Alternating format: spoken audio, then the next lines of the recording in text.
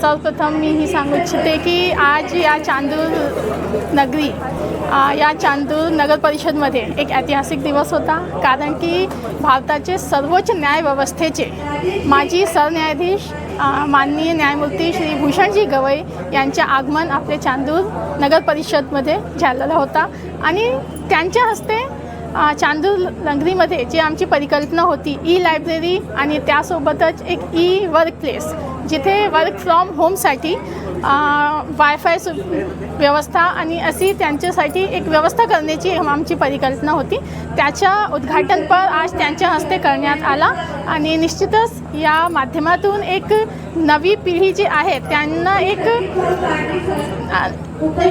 नवा एक प्लेस मिळेल जिथून आपले यूथसाठी एक नवा वर्क, नवा विचारधारा आणि एक नवी ऊर्जा सुरुवात होऊ शकते.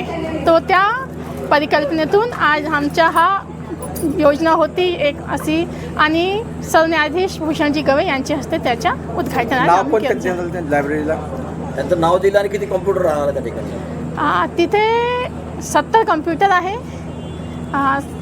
70 कम्प्युटर आम्ही तिथे श्री भूषणजी गवई ई लायब्ररी असं काही त्यांच्या नावातून आपण ठरवू.